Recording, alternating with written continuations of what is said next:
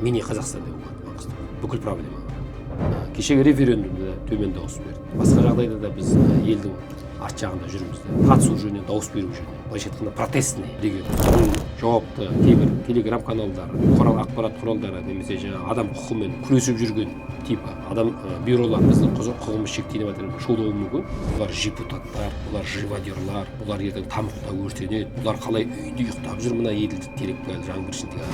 Ресейдің ішек қарнымыз деп айтуға болады. Егер біз бітшіт болатын болсақ, Ресей бітшіт болады деген сөз. Айтады ғой жаңағы әдемі соғыстан нашар бейбітшілік артық деп. Айтуға тура келеді. Бірінші рет айтып отырмын. Зарплата жоқ, салық жоқ. Бүкіл сервистік компания тоқтайды. Бүкіл тамақ өндіретін бәрі тоқтайды. Естисің сен. Енді мұнай сарқылып жатыр.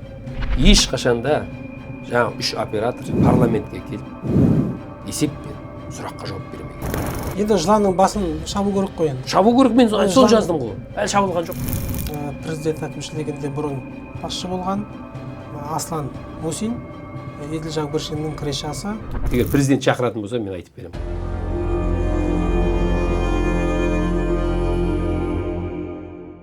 Ассалаумағалейкум, Адал Адам YouTube арнасының көрермені. Мен журналист Дәурен Сейітжанұлы. Кезекті сұхбатымызға құлақ тұрыңыз, лайк басыңыз, пікір жазыңыз. Сіздің қолдауыңыз біз үшін өте маңызды. Бүгін бізде қонақта мәжіліс депутаты Еділ Терекбайұлы Жаңбыршин. Қош келдіңіз, уақыт бөліп келгеніңізге рахмет. Еділ аға, біздің қоғам ала-құла бөлінуге дайын тұрады. Бірі агностик, біреуі атеист, біреуі тәңіршіл, біреуі әсіре діншіл, біреуі нигилист, біреуі ресейшіл, украиншіл, батысшыл деп сөйтіп кете береді. Біз қалаған қазақ халқы, мемлекет қалаған қоғам осындай ма? Әлде биліктің қалағаны осындай қоғам ба? Әлде бұған қоғамның осындай ала-құлалығына бір заңдылық деп қараймыз ба? Шынында да жаңа айтып отырған мәселен өте өзекті және қазір қоғамға қажет мәселені көтеріп отырсыз, сұрақты көтеріп отырсыз. Шын айту керек, қазақ қоғамы ондай болған жоқ. Бұл біздің қазақ қоғамы бір жүрек, бір тілек, бір мақсатқа қызмет еткен ел болдық кезінде. Сондықтан осындай ұланғай жерді алып қалдық. Егер де біз тоз-тоз болып жүрген рушылықты жаңағы қолдап, немесе ауыл аймақтың ұсақ тірлікпен айналысқан халық болсақ, біз мынандай үлкен империя кезінде үлкен мына жерді алып қалмас едік. Бұның бәрі бертінде келіп бізге егілген аурулар деп мен мына тырнақшаның ішіне айтқым келеді. Себебі мына бізді отарлау саясаты басталғаннан кейін алдында патша үкіметі, Ресей империясы, одан кейін қызылдар келіп, кеңес одағы өздерінің әртүрлі идеологиялық саясатын жүргізгеннен кейін осы біздер осындай жағдайға жеттік. Бұның артында үлкен саясат тұрды. Бұл саясат әлі де жүріп жатыр. Ол жалғыз көршілеріміз емес, біздің тонау мұхиттың ар жағындағы елдер, батыс елдері әрқайсы өздерінің осы идеологиялық шабуылдарын, идеологиялық бізге қарсы соғыстарын, ақпараттық соғыстарын жүргізіп жатыр. Міне соның нәтижесінде біз қазір осындай жағдайға жеттік. Әрине бұған кезінде қарсы тұратын идеологиялық қару болған жоқ. Қарсы тұратын идеологиялық саясат бізде болған жоқ. Оны 30 жылдың ішінде ретке келтіре алмадық. Енді соның бір басы ашылып, осыны түсініп, мемлекет басында отырған адамдар осыған қазір бағыт алып жатқан сияқты. Себебі біз оны жасамайтын болсақ, ішімізді жөндемейтін болсақ, ішімізді мықты қылмайтын болсақ, онда біз сырттан келген әртүрлі ауруларға ұшырап, бұл мемлекетімізден айырылып қалуымыз мүмкін. Сондықтан жаңа көтеріп жатқан мәселе өте дұрыс. Қазақ қоғамы, қазақ халқы ешқашанда осы мына идеологиялық бізге шабуылға дейін бір тұтас бір мемлекет болып келген. Әрине әртүрлі тенденциялар болды. Империяның ыдырауы, қайттан бірігуі деген сияқты. Көптеген сол біздің өзіміздің алтын орда болсын, қазақ хандығы болсын, басына келген хандардың билеушілердің саясатына байланысты көп мәселе болды, бірақ бір идеология, бір рухани ілім, бір жаңағы мүдде мақсат қазақта болды. Міне соған қайтып келуіміз керек. Сонда біз жаңа айтып отқан жағдайлардан жаңағы лас, керек емес, біз өзімізге жат дүниелерден сонда арыға аламыз. Енді дінге бөлініп жатқанымыз біртіндей ғана ғой, бірақ солардың ішінде, осы дерттердің ішіндегі ең асқынғаны рушылдық. Әлі күнге дейін көп кесапаттың, көп пәлекеттің бір бастауы өзегі болып келе жатыр да. Оңтүстікке барсаңыз, таудың баласы, сайдың баласы болып бөлінеді. Бір-бірімен талас тартысып жатады. Астана әкімдігіне барсаңыз, ондағылар бізде дейді, әсіресе мәслихатта 70-80% бір рудың адамдары жиналған деп сыбырлайды, айтады да. Маңғыстауға барсаңыз да бұл трайбализм күн тәртібінен түскен емес. Осы сөзбен келісесіз ба? Оның бәрі салдары, жаңа айтып отқан рушылдық, жершілдік дегеннің бәрі ол салдары. Себебіне, себеп айтып отқан өзіміздің мына біртұтас мемлекет екеніміз, біртұтас ел екенімізді, біртұтас халық екенімізді жаңағы соны түсіндіретін, соған сол мүддеге жұмыс жасайтын біздегі әдет ғұрып, салт дәстүр, оның бәрі рухани іліммен байланысты. Соның иманның әлсірегенінен ғой. Егер де адам өзінің рухы мықты болса, иманы мықты болатын болса, ол жершілдікке де, рушылдыққа да бармайды. Ол мемлекет үшін қызмет етеді. Міне сондықтан жаңа айтып отырған сырттан келген барлық идеологиялық саясаттар мен шабуылдар сол біздің түпкі тамырымызды балталап, бірақ енді құрталған жоқ оны аяғына дейін. Бірақ көп үлкен орасан соққы берді. Соның салдарынан біз ұсақталып кеттік. Қарап отырсаңыз. Сондықтан жаңа айтып отырған аурулар бізде пайда болды. Сырттан келген вирус бізді жаңағындай ауруларға душар етті. Адам өзінің қара басын ойлап кетті, адам өзінің ауылын ойлап кетті тек қана, немесе жаңа рудық мәселелерін айтып кетті, немесе бір жершілдік мәселелері пайда болды.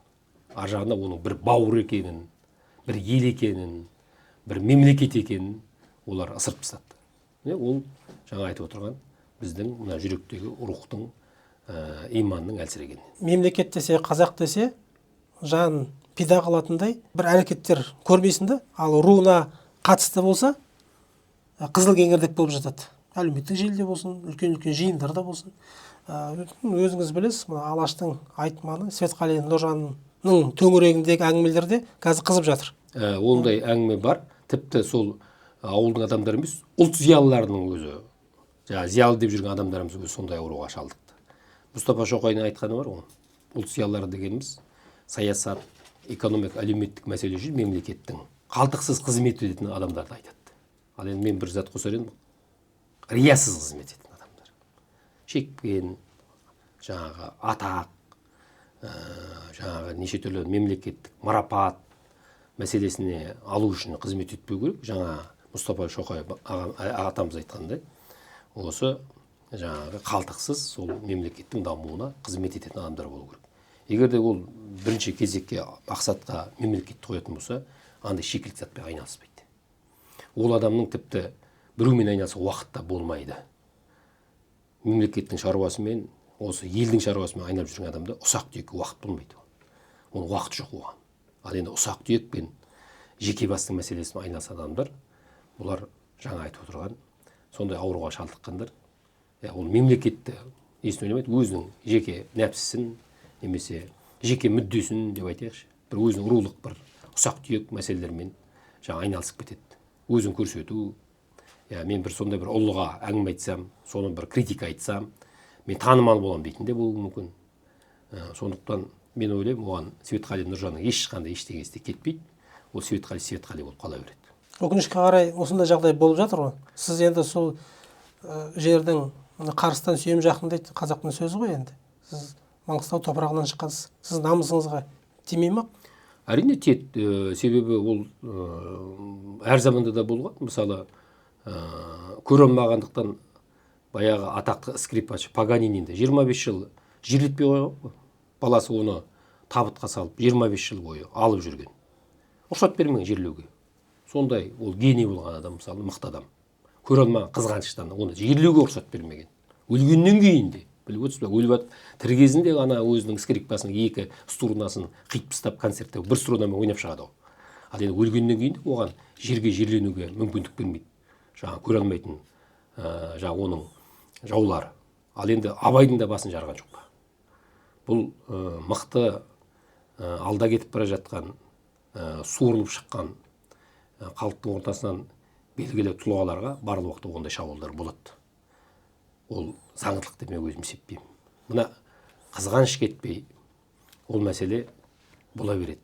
Біліп отырсыз ба? Енді жаңа айтып отырмын ғой, әркім өзімен айналысса жұртта шаруасы болмайды. Әркім өзімен айналысу керек. Сіз солай ойлап отырсыз ғой енді. Сізде сондай түсінік бар. Иә. Енді бұл түсінікті қалыптастыруға дейін де үлкен жұмыстар бар ғой. Мен бірақ мына нәрсені білгім келеді да, сіз енді біз енді дәуір сөзімді білейін. Біз мұсылман еліміз ғой. Біз Құдайды мойындаймыз. Құдайдың Құран кітабын мойындаймыз. Біз оны алып келген пайғамбарымыз саллаллаху алейхи вассалам мойындаймыз. Пайғамбарымыз айтқаны бар ғой. Мұсылман адам дейді. Біреуге дейді, не қолының ұшынан, не тілінің ұшынан зиян келтірмеу керек дейді. Бірақ енді мынадай аргумент те бар ғой, біз зайырлы мемлекетпіз деген. Зайырлы мемлекетпіз, бірақ енді зайырлы мемлекет болсақ та біз өзіміздің мұсылмандық бағытты, ислам дінін ұстайтын мемлекетпіз екенімізді мойындаймыз ғой. Мойындаймыз. Сондықтан жаңа айтып отырған ол моральдық жағынан айтып отырмын да, мен мына мемлекеттің заңдылық жағынан айтып отырған жоқпын, бірақ мемлекеттің заңды да көрсетілген. Сен адамға жала жаппа, артынан сен жаңа айбат айтсаң, жаңа жауапкершілік негізсіз да, сен жауапқа тартыласың, ол да заңымызда да бар, ол көрсетілген ол. Бұл жаңа жала қылмыстық кодекс еді, қазір енді әкімшілік кодекске түсірді, бірақ дегенмен де сен адамды егер қаралап жатсаң, негізсіз жамандап жатсаң, оның бәрі өтірік болады, жалған болатын болса, сен жауапкершілікке тартыласың. Ол біздің заңымызда да бар ол. Сондықтан енді ол моральдық тұрғыдан да ол дұрыс емес. Сен өзіңмен айналысшы, өзіңде кемшілік жетеді ғой. Сен адам өзін талдаса, онан деген кемі бір 10 кемшілік табасың енді. Адам өзімен айналысу керек, жұртта шаруасы болмау керек. Сонда ол дұрыс адам болады. Енді биліктің әртүрлі сатыларында осы рушылдық қалай көрініс беріп жатыр? Мысалы, қандай істерді орындалуына кедергі болып жатыр? Мысалы, сіз өзіңіз куә болған жайттарды айтыңызшы. Мен жұрттың руын талдамаппын биліктегі. Бірақ енді ондай тенденция болғанын білеміз. Ол Қонаевтың заманында да болды. Ол туралы біраз әңгімелер болды. Ол көне кеткен Назарбаевтың заманында болды. Бір ауылдан бірнеше генералдар, бірнеше министрлер шыққан. Ол жасырын емес. Енді сол тенденциялар әлі күнге дейін бар ғой. Енді оны бір арнайы отырып зерттемесе, қай министр қай рудан, оның жаңағы аппаратында қанша сол ауылдың адамы бар дейтін бір әлеуметтік зерттеуде әлеуметтанушылар зерттеп қарау керек шығар деп ойлаймын. Енді менің ол жұмысым емес. Сіздіңше зерттеу қажет деп ойлайсыз ба? Зерттеу қажет, және оны бір талдауымыз керек. Себебі бұл мемлекеттің дамуына кедергі болатын нәрсе. Аузы қисық болса да байдың баласы сөйлейтін принцип болмау керек. Кім мықты, кім мемлекетшіл, кім принципшіл, кім ойын ашық айта алады, елге қажетті жобаларды риясыз іс атқаруға, жемқорлықсыз жұмыс жасау, бұл сондай адамдар мына көтеріліп қызметке келмесе, жаңағындай ұрулық жершілдікпен тартатын болса, онда ол жерде даму болмайды. Қалай болғанда да ол бір тормоз болады. Мемлекеттің дамуына, немесе бір саланың дамуына, немесе бір өңірдің дамуына. Сондықтан шама келгенше бас жасайтын мықты жігіттерді жұмысқа тарту керек. Қандай жұмысқа болса да. Мен өзімнің жұмыс принципімде солай. Ешқашанда мен өзім ұруласымды, тумаласымды қызметіме тартқан емеспін. Жақсы жұмыс жасай ма, ары таза ма, адал азамат па, мен жұмысқа шақырамын. Ал сондай принциппен жұмыс жасайтын болсақ, ел ортақ, азаматтарымыз ортақ, бір халықпыз. Сондықтан жаңағындай сұрыптап, ескінің қалдығына солай бағытталатын болсақ, онда ел болмаймыз. Енді әр облысқа, қалаға сол жерден шыққан, сол жердің руынан шыққан адамды қою, әкім қойып қою бір үрдіс алды ғой. Енді Маңғыстауды алайық, кейінгі жылдары Ұлытау облысы, Абай облысы деген сияқты. Енді бұл сепаратистік деген сөзіміз бір артықтау болар, бірақ бұл жершілдікті, трайбализмді одан сайын өршітіп жібермей ме? Енді орыстар айтады кумовство деп. Бұл ұлттық бірегейлікке қаншалықты әсер етеді? Бұл жерде бір мәселені ескеру керек. Барған адам сол облыстың біздің енді Қазақстан территориясы үлкен ғой. Иә. Бір халық болғанмен де әр өңірдің өзінің бір ерекшеліктері бар. Климаттық ерекшелігі бар. Одан кейін сол жердегі жаңағы инфрақұрылымның ерекшелігі бар. Әлеуметтік мәселелер бар. Ерекшеліктері әртүрлі. Бір жерде өндіріс қатты дамыған, бір жерде өндіріс емес ауыл шаруашылығы қатты дамыған деген сияқты. Менің ойымша сол өңірге барған азамат сол өңірді жақсы білу керек. Біріншіден кадрын жақсы білу керек. Ол жерде кімді жұмысқа тартамыз. Енді сырттан бәрін әкеле беруге тағы болмайды. Ол ертең халықпен жергілікті тіл табыса алмауы мүмкін. Халықтың ол жерде әрқайсысы енді бір халық болғанмен кішкене менталитетте өзгешеліктер бар ғой қанша дегенмен. Себебі үлкен территориямыз біз. Кішкентай бір Лихтенштейн немесе Швейцария сияқты мемлекет емеспіз. Тіпті Швейцарияның өзінде бір бөлігі французша сөйлейді, бір бөлігі немісше сөйлейді. Қызық, мен барып қарағанмын, 4 тілі бар мемлекеттік. Бір жағы Италияға жақын. Өздерінің психологиясы әртүрлі. Кішкентай ғана мемлекет. Оларды біз ескеруіміз керек мемлекет басқаруда. Сондықтан әр өңірге барғанда, мысалы, сол өңірді өте жақсы білетін, сол елдің халқымен жаңағы тіл табысып, коммуникация жасап, сол өңірдің өндірістік жаңағы өнеркәсібін жақсы білетін, ішінен білетін азаматтар барса әңгіме жоқ. Тіпті ол сол жердің азаматы болуы мүмкін, басқа елдің жаңағы өңірдің азаматы болуы мүмкін. Әңгіме онда емес. Бірақ сол жерде ол жұмыс жасау керек. Мысалы, Бердібек Сапарбаев деген ағамыз бірнеше облыс басқарды, оңтүстікте де басқарды ол кісі, шығыста да болды ол кісі, батыста да болды. Сондай біздің жаңа айтады ғой, политический тяжеловес деп та, ауыр салмақты саясатта мықтылар сондай өңірлерге барып жұмыс жасайтын болса, көптеген өзгерістер болады. Мысалы, Иманғали Тасмағамбет деген азамат, ол Атырауда да басқарды, Алматыда басқарды, Астанада басқарды. Ол батыстың адамы. Сапарбаев ол оңтүстіктің адамы. Бірақ ол барлық жерде жұмыс жасады. Ондай енді бізде кейстер бар ғой. Сондықтан қазір енді ол азаматтар иманды болсын, Бердібек ағамыз ол дүниеге кетіп қалды. Басқаларымыз енді саясаттан, ішкі саясаттан тыс жерде жүр деген сияқты. Ал енді қазір жастар өсіп келе жатыр. Оларда сол әр жерге, әр өңірге барып жұмыс жасау керек. Ротациялар болу керек. Тек қана әкімдер емес, айтқан басқарма басшылары көрсін, білсін, халықпен аралассын, сол жердің халқын барып жаңағы таныссын. Сондай қазір ротациялар болып жатыр. Бұндай бір кадрлық жүйе болу керек. Бізде ол кенже қалып қойды. Тіпті жоқтың қасы деп айтуға болады. Кеңес үкіметіне оның бәрін жасайтын еді. Әр өңірге жібереді, әр сатыдан өткізеді. Апкат дейді ғой. Оны апкатқа жасайды. Ол комсомолда жұмыс жасайды, ауданда жұмыс жасайды, облысқа барады, қайттан комсомолға барады. Сосын барып бір өндірістік мекеменің партия жұмысына жібереді. Ол өндірісті де біледі, жастармен де жұмыс жасайды, мемлекеттік жаңағы партия жұмысын исполкомға барады. Сөйтіп барлық саладан өткізеді де, жаңағы бірінші басшы болып қояды, сонда ол бәрін біліп отырады. Бәрін жаңағы оны ешкім алдай алмайды, былайша айтқан уақытта. Барлық саладан хабары болып болады. Міне біз сондай бір кадрлық саясат жүргізуіміз керек. Үлкен шын мәніндегі мемлекеттік қайраткерге айналады дейсіз ғой? Мемлекеттік қайраткерге айналады, одан соң республика қалады, ол кісінің. Ары қарай сосын осы мемлекеттік деңгейде жұмыс жасайды. Парламентке барсын, басқа жерге барсын. Сөйтіп біз ротация жасауымыз керек. Бір жерде отырғызып қойып, тек қана бір саланы біліп, артынан бізде кадр жоқ, бізде адам жоқ деп жүрмеуіміз керек. Біз әр жерге апарып үйретіп жұмыс жасатуымыз керек. Екінші, жалпы жаңа айтып отырған мәселе, біз адамдардың иманын, руханиятын күшейтуіміз керек. Барған басшы басшыға көп байланысты. Басшы егерде сондай риясыз қызмет етіп тазадан болатын болса, ол мемлекеттің ісін, немесе саланың ісін, немесе өңірдің ісін дөңгелетіп жібереді. Ол сондай бір жаңағыдай революциялық үлкен өзгерістер жасайды.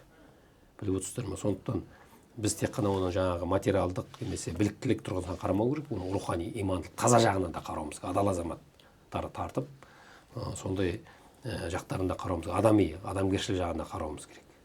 Ол мықты, ол маман шығар, Гарвардтан оқып келген шығар, Оксфордты бітіріп қалған шығар, бірақ адами, моральдық тұрғыдан ол төмендеу адам болатын болса, ол ертең өңірді бүлдіріп алуы мүмкін, немесе саланы бүлдіріп алуы мүмкін, немесе бір мемлекеттің мүддесіне жұмыс жасауы мүмкін да, өзіміздің мемлекет дейміз. Осыған өте сақ болуымыз керек. Қазіргі Маңғыстау облысының әкімі Нұрдәулет Қилыбай. Енді сізден жас, ол кісіге қатысты да қандай да бір комментарий баға бере аласыз деп ойлаймын. Осы жаңағы айтып отқан әңгімелердің тұрғысынан Маңғыстаудың жаңа басшысы туралы не айта аласыз? Нұрдәулет інімізді енді өте жақсы танимын деп айтпағанмен де былай таныспыз. енді ол азамат берде келді Маңғыстауға. Көбінесе мына Астанада қызмет етті, үкіметте қызмет етті. Темір жол саласында көп тәжірибесі бар. Енді елге келіп жұмыс жасап жатқанына енді бір әлі 10 жылдай болған жоқ, бірақ қаланың әкімі болды, облыстың 2 рет орынбасары болды, Өзенмұнайгазды басқарды деген сияқты. Біраз тәжірибе жинақтады. Енді қазіргі енді көріп отырсыздар, облыста көптеген жаңа айтып отырған дүмпулер азайды, қақтығыстар, келіспеушіліктер бір саябырсыған сияқты. Енді әлеуметтік желінде, бұқаралық ақпарат құралдарында қарап отырамыз, өзімен де сөйлесіп отырамыз. Енді күнде сөйлеспегенмен де айына 2-3 рет хабарласып, өзімізден жаңағы бір кеңес сұраса, кеңесімізді айтып, немесе бір жағдайлар болса, оларға бір инвесторлар келіп жатса, соға қарай бағыттап деген сияқты. Бұлай қарым-қатынасымыз жақсы. Тәжірибе біраз жинақтаған. Енді бұрын енді облыс басқармаған, дегенмен де қазір аяқ алыс жаман емес. Біздің облыста оңай облыс емес қой. Оны басқару да оңай емес. Мини Қазақстан деп болады Маңғыстауда. Бүкіл проблема бар. Сондықтан халықтың да саны өсіп келе жатыр. Қазір 800 мыңның үстіне шығып кетті. Сондықтан шешілмей жатқан мәселелер бар. Су мәселесі бар, экология мәселелері бар. Басқа да қордаланған, көптен бері шешілмей алған маектің мәселесі бар деген сияқты. Бірақ кейбір мәселелер шешілген бізде, мысалы газ 100%-ға дейін шешілген, жол 95-98% асфальттанған, ауылшылық жолдар салынып жатыр. Инфрақұрылым жағынан енді 2 порт жұмыс жасап жатыр, теңіз порты. Бұлай әлеуеті өте жоғары өңір болып есептеледі. Енді мұнай сарқылып жатыр. Оны да білеміз. Экономиканы диверсификация жасау керек, туризм дамыту керек, басқа да өндірістерді әкелуіміз керек. Үлкен мәселелер бар енді. Нұрдәулет бауырымыздың алдында қойылған, президенттің берген тапсырмалары бар. Сондықтан мен ойлаймын, қасында командасы мықты болса, ол мәселенің бәрін шешуге болады. Біздің тарапымыздан барлықта көмек болады. Осы Маңғыстауға қандай қаржы керек, біз Мұсабаев Самат екеуміз бюджеттен бөлдіртіп отырмыз. Сенаттағы депутаттар да көмектесіп, олар да өзінің тарапынан көптеген жобаларға қаржы бөлдіртіп отыр. Сондықтан о жағынан ешқандай проблема жоқ. Ең бастысы сол бөлінген қаржыларды тиімді игеріп, шаруаларды ары қарай атқару керек. Екінші, елге инвестиция тарту керек. О жағынан көріп отырмыз, көптеген шаруалар жасалынып жатыр. Ысылады деп мен ойлаймын. Енді қалай болғанда да сол команда мықты болу керек. Енді өзі де байсалды, әр нәрсенің ретін білетін, көпті көрген жігіт қой енді. Жергілікті жігіт, беделді жаман емес. Елмен де тіл табысып, қазір жұмыс жасап жатыр. Сондықтан ол азаматты қолдау керек, ең бірінші халық қолдау керек. Жақсысын бізге ешкім бермейді деген. Ауылдың баласы қызмет етіп жатқан кезде ауылдастары қолдау керек деп есептеймін. Керісінше кері татпай. Егер де өзінің елінен, халқынан сол жердегі басшы қолдау көріп отырса, ол құлшынып жұмыс жасайды деп өзім ойлаймын. Енді жалпы Маңғыстауға да көңіл бөліне бастағанына көп болған жоқ қой енді. 2011 Жаңаөзен оқиғасынан кейін енді бірінші президенттің бойын үрей биледі ме, әйтеуір Ақтауға, Жаңаөзенге көп қаржы бөліне бастады, көп жобалар іске асырыла бастады. Мына Абай облыста құрылғаны кеше, о жаққа да енді жағдай жасала бастады. Кезінде Назарбаев Семей өңірін жек көрген, ұнатпаған дейді. Сол себептен о жаққа көп қаржы бөлдірмеген деген әңгімелер бар. Қызылорда облысы да Назарбаев администрациясының қара тізімінде болған деседі. Бұл облыста дами бастағаны осы кейінгі жылдар. Айтпағым, өзің диуанасың, кімге пір боласың деген сөз бар ғой.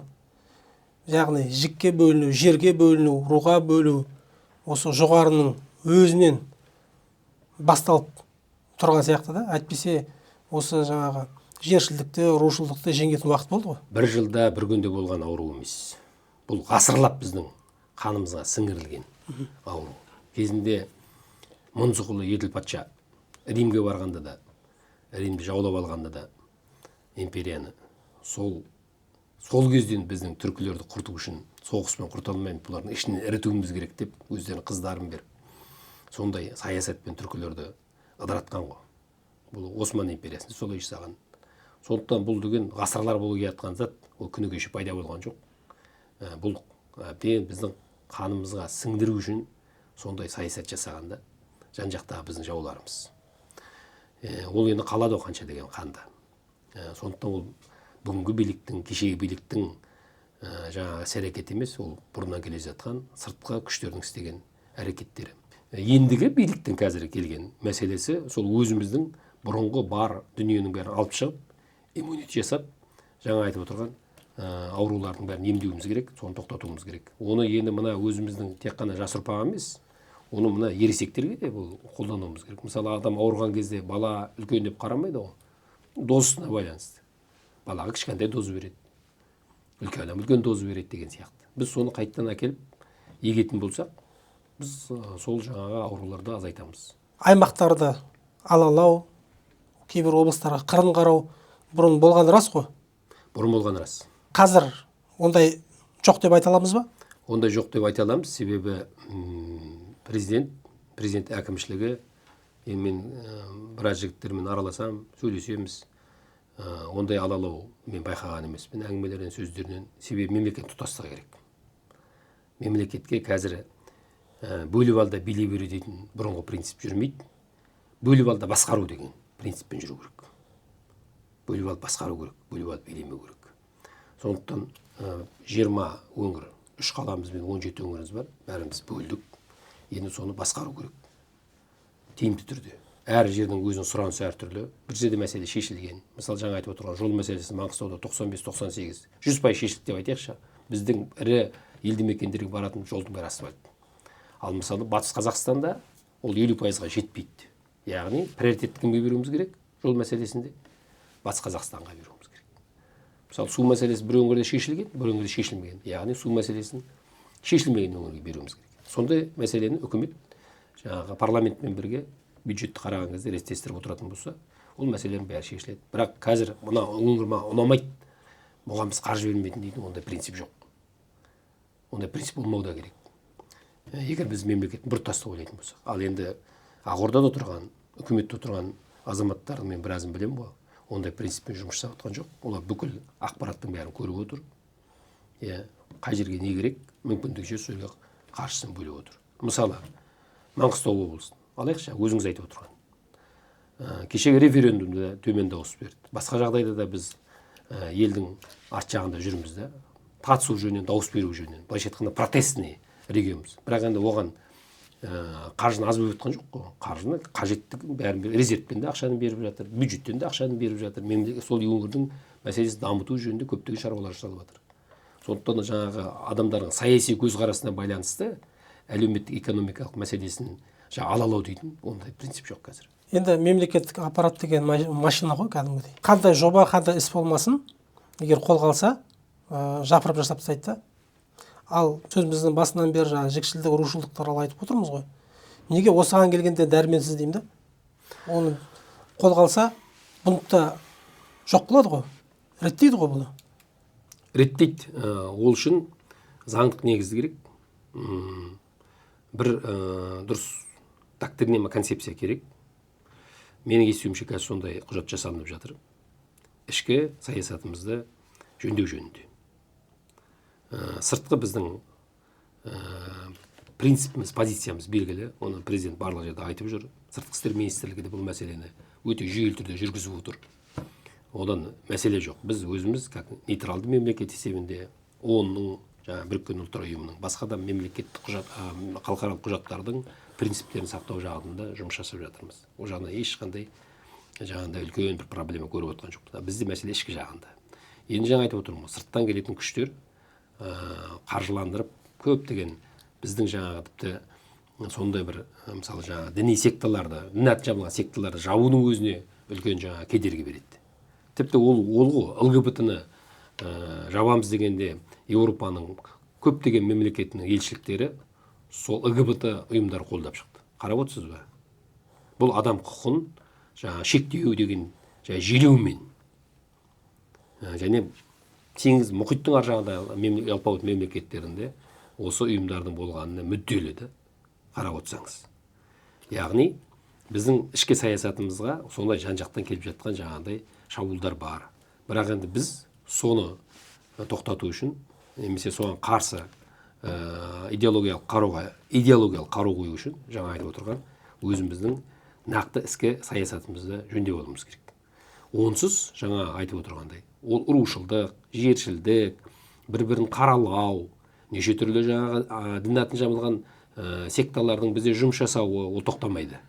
Сондықтан біз жаңа сырттан келіп жатқан форточканың есіктің бәрін жабуымыз керек те, тек ішке кіретін дұрыс заттарды кіргізуіміз керек.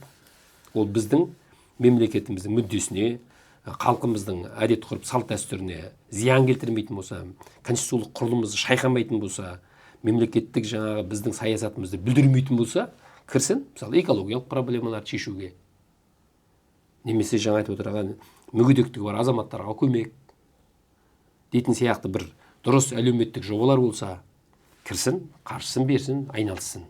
Ал енді келіп алып біздің дүниетанымымызға, біздің алпы өзіміздің көз қарасымызға қарама қарсы келетін, біздің моральдық тұрғыдан, басқа да тұрғылардан қарама қарсы келетін сондай жаңа жат ұғымдар болатын болса, жат идеология болса, оған біз тоқтау қоюымыз керек. Мемлекеттің қол жетпей жатқан, мемлекеттің мүмкіндігі жетпей жатқан жұмыстарды үкіметтік емес ұйымдар атқарады ғой енді. Иә. Енді мемлекет өзі тікелей құзыреті жоқ та онымен айналысуға, енді мүмкіндігі де жоқ. Енді оны үкіметтік емес ұйымдар реттеп, жаңа идеологиялық мәселелерге үлес қосу керек қой. Енді азаматтық қоғам қалыптастырамыз деп айтып жатырмыз. Оны әр мемберлерден айқайлап қоямыз. Бірақ біздегі азаматтық ұйыстар, қозғалыстар, олар тек бюджеттің қаржысын сорумен ғана айналысып жатқан сияқты да, бір жұмыстарында бір эффект жоқ. Оның қасында шетелдік ұйымдар, қоғам белсенділерінің жұмысы тиімді, нәтижелі. Енді солардың көзқарасымен қарасақ. Өте дұрыс мәселе, себебі шетелдік қаржы бөлетін ұйымдарда жүйе бар, бағдарлама бар. Олар қандай нәтиже алу керек екенін, қандай мақсатқа жұмыс жасайтын, қандай нәтиже одан шығатынын, және оны кімдер жасау керек екенін, қалай жасау керек екенін әбден зерттеп, заңдылық қылып, модель қылып, механизм қылып жасап тастаған. Және бөлген қаржысын олар есебін алып отырады. Және сол атқаратын ұйымдардың бәрін арнайы дайындықта өткізеді. Сосын ол сіздің қолыңызға неше түрлі нұсқаулықты, дайын материалдарды бәрін қолыңызға береді. Былайша айтқан уақытта басынан бастап аяғына дейін оның бәрі олар жүйеленген, ғылыми түрде жасақталған, және ол өзінің жаңа нәтижесін береді, сіз айтқандай. Және соны бүкіл өткен процестің бәрінде сізге сертификат береді, оның бәрінің видео, фото отчеттар жасалынады, оның бәрі кәдімгі нақты берген жаңа қаржыға сәйкес есебі алынады. Ал бізде қалай? Бізде формальды бәрі. Мүмкін материалдар бар шығар, мүмкін тренерлер бар шығар. Бірақ жаңа айтып отқан нәтиже адамдардан көріну керек. Адамдардан, қоғамнан көріну керек. Қоғамнан көріну керек. Қоғамның дамуына арналған бұл гранттар қоғамның дамуына әсер ету керек. Бірақ енді кейбір гранттар бар, беріліп жатқан, мысалы Самұрық-Қазына траст деген бізде Самұрықтың ішінде сондай мекеме бар. Оның қазір 10 миллиардтай грантқа қаржы бөледі. Реабилитациялық орталықтар, әр жерлерге жаңағы ерекшелі қажеттілігі бар азаматтарға көмек, басқа да жаңағы спорттық комплекс, сонда жаңағы ауылдық жерлерге, моноқалаларға жасатқан проектілер бар. Бар болған 10 миллиард теңге. Бірақ соны біздер парламентке шақырып, тыңдап, оларға біз ұсыныс бердік. Жыл сайын сіздер осы есептеріңізді беріп, көрсетіп отырыңыздар, не істеп жатқанын. Халық білсін, ел білсін. Деп олар жыл сайын форумын өткізіп, өздерінің жаңа бөлінген ақшаны қайда жіберген, кімге жіберген, соған қатысқан қатысушылар келіп, ол жерде нәтижелер бар. Міне мемлекеттің бюджеттен бөлінетін ақшада солай жүру керек. Тіпті қандай ұйым болсын, сол есебін беріп, халыққа алдына шығып көрсету керек. Міне, мен мынандай 1 миллиард бердім. Егер сондай ол ашық қор болатын болса, ол қоғамдық қор болғанның өзінде де, кеше білесіздер, ана қаржыны жинап алып, бір қарындасымыз өзіне үй алған, машина алған. Ал енді жаңа айтып отырған мемлекеттің қаржысын алып отырған ұйымдар бұны өздері жариялау керек. Қанша қаржы алды, қайда жұмсады, қандай нәтиже берді, қандай жобаларды іске асырды дейтін мәселелердің бәрін ашықтық болатын болса, онда нәтиже көрінеді. Ал егер де оны алып, оны біреумен бөлісіп ешқандай жұмыс жасамай тек өтірік ішкі саясатқа отчет беріп немесе министрлікке отчет беріп жүре беретін болса, әрине сіз айтқандай ешқандай нәтиже болмайды. Бұл тек құмға жіберген су сияқты болып кете береді. Әлі күнге дейін сондай ғой. Әлі күнге дейін сонда, соны тәртіпке келтіру керек енді. Оны министрлер, әкімдер айналысу керек бұл мәселемен. Себебі солар арқылы бөледі қаржы деген. Бірақ енді айтып отырмын, мына жемқорлық деген мәселені құртпай, бұл солай кете береді да. Жаңа айтып отырған ішкі саясаттың басы, соны қадағалайтын әкімнің орынбасары, әкімнің өзі нақты білу керек. Міне бізден 20 грант бөліне ме азаматтық қоғам дамытуға, солардың бүкіл бағдарламасын кіммен жұмыс жасайды, қандай фокус группалармен жұмыс жасайды, қалай жұмыс жасайды, оның нәтижесі не болады дейтін мәселені арнайы маслихатта, аппаратында әкімнің тыңдап, тіпті келіп презентация жасасын, көрсетсін, халыққа шығып ашық айтсын. Жаңағы блогерлер бар ғой, әркімнің артынан қазбалап жүрген. Барып соларды қазбаласын. Солардан сұрасын. Журналистер соларға барсын. Осындай студияларға шақырсын грант алған адам. Не істедің, қайда жібердің дейтін мәселе. Сондай қоғамның тарапынан да бақылау болу керек. Мысалы бизнеске грант бөлсе, ол екі сиыр сатып алып, оның сауатын білесің да? Оны сатып күнін көреді. Нақты көзге көрініп тұр. Нақты нәтижелер бар. Нәтиже. Дәл сол сияқты мына азаматтық қоғамға қалыптастыруға да бөлінген қаржы бойынша да сондай эффект болу керек қой. Мысалы белгілі бір адам шығу керек, мына семинардың арқасында мен көзім ашылды дейтіндей. Мына мысалы азаматтық қоғам деген қазір Аманат партиясының бағдарламасы бар ғой. Қарсыз қоғам. Қарсыз қоғам. Ол жерде кәдімгі нәтижелер бар. Адамдар сауаттарын ашып жатыр. Міне сондай принциппен, жаңа сіз айтқан, өте дұрыс айтып отырсыз. Солай болу керек. Немесе ауыл аманат 2,5%-ке алды. Бұл да жаңа Аманат партиясының бір жасаған бағдарламасының бірі. Қанша мал алдың, қандай нәтиже бар, бәрі көрініп тұр. Сол сияқты жаңа айтып отырған министрліктен грант алғандар, ішкі саясаттан азаматтық қоғам дамытуға грант алған ұйымдар өздерінің нәтижесін көрсету керек. Бір жағынан өздері есеп беру керек, ашық қоғам есебінен. Екінші жағынан олар сол ашықтық үшін жұмыс жасап отыр ғой. Екінші жағынан жаңағы қоғамның да бақылау болу керек, мемлекеттен басқа.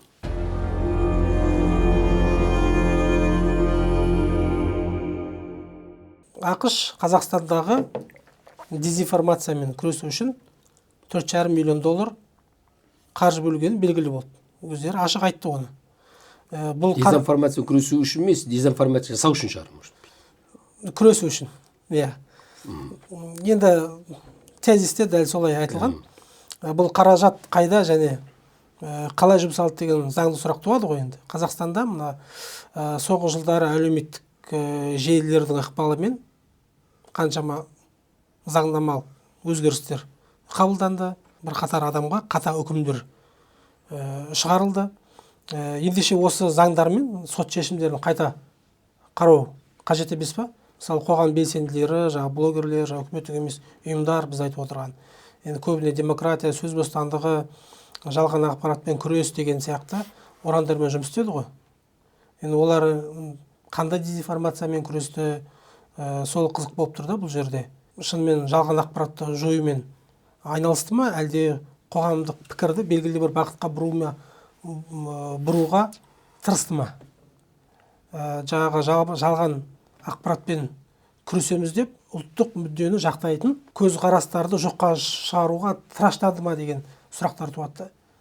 Осының есебін біз мемлекеттік органдар өздері беру керек шығар, әлде халықаралық ұйымдар ма? Біз жауап жоқ та бұның. Енді жаңа айтып отырғаным сол ғой.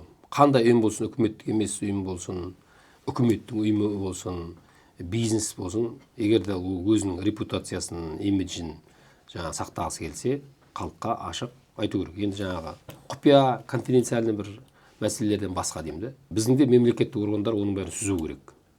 Солқылдақтықты қою керек та. Бізде кімдер тіркелді, жаңа қарау керек. Егер де біздің конституциямызға, мемлекеттік мүддемізге, біздің жаңағы айтып отырған бүкіл дүние танымымызға, рухани жағдайымызға әсер ететін, соған тіпті залал келтіретін сондай ұйымдар болатын болса, олардың бәрін жабу керек. Одан қорқатын ештеңе жоқ.